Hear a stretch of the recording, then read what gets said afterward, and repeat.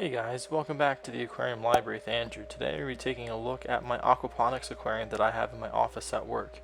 It is a 36-gallon hexagonal tank that has a bunch of miscellaneous parts that I've pulled together from around our facilities to make this tank a functioning tank.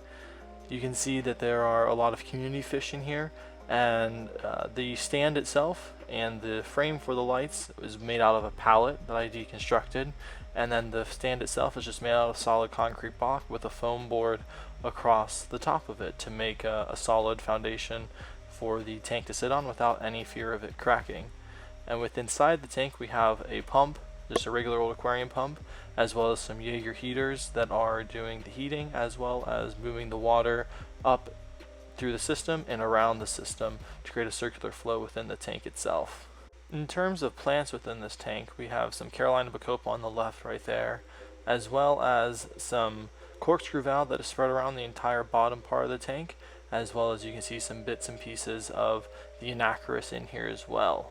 As you guys will see as we go up to look at the beds, you'll see some Anacris floating on the surface as well as being stuck among the plants. And you can see the tubing that comes up and that comes down, and you can see a bunch of pothos growing out of the system on the right. The system on the right has the water flowing into the back through that clear vinyl tubing, flowing into a constant height bed of hydrogen media that has a bunch of pothos in it, and the water overflows out on the left hand side into that double split right there into a single tube that will then go back down into the aquarium where it returns and starts the cycle all over again.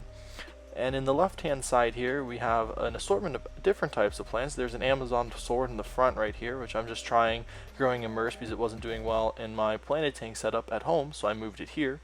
And underneath the greenhouse setting, if you would call it that, are some Anubias nanopetites that were algae infested in my planted tank as well, and moved them to here to make sure, or to give them a better chance at surviving and thriving here. So you can see there's a wide variety of things that you can grow within these systems. And as I was saying before, the pothos is growing up and around throughout the entire office, and I think it just gives a great aesthetic to an indoor situation and bringing some nature inside into it.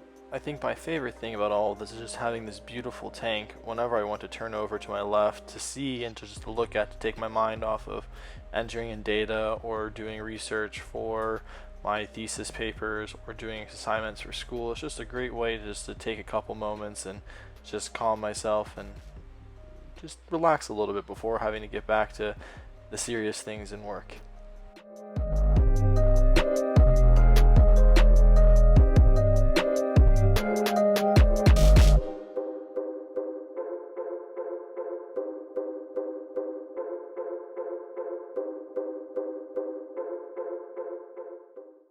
Besides the tank being so beautiful, I think it's also pretty easy to put together and assemble for somebody. I mean, all this is a bunch of leftover pieces of other projects or other things around that I had access to, and for someone that wanted to do this, it wouldn't be that hard to replicate, to have a nice looking aquarium like this where you have an aquaponic system that you could grow whatever you wanted out of the top. You could grow mint, or you could grow rosemary or other things like that, or if you wanted to grow pothos or other ornamental plants, you could as well. And the system itself is staying around 12 milligrams of nitrate, which really isn't that bad at all. It's actually pretty good considering how heavily I'm dosing this tank with fertilizers that I have here at school.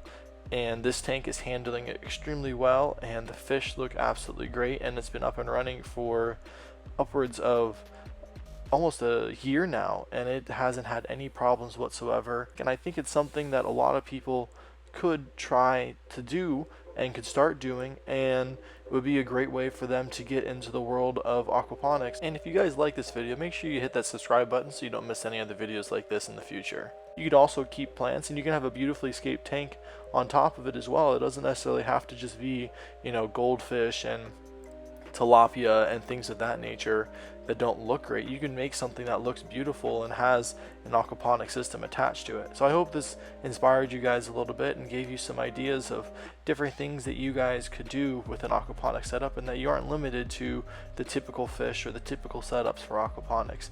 If If you guys have any questions for me, leave them down in the comments below. And for you guys that stuck around, if you guys really enjoyed this, I'd ask you guys to like the video and consider subscribing to the channel, because I am a aquaponic researcher at my university and have a fair bit of knowledge and background in aquaponics and aquaculture. And if you guys are interested in that, I think this would be a great channel for you guys to check out, and consider subscribing to the channel to stay up to date with all the things I'm doing aquarium, aquaculture, aquaponics related with that. I hope you guys have a blessed day, and I'll see you guys in the next one.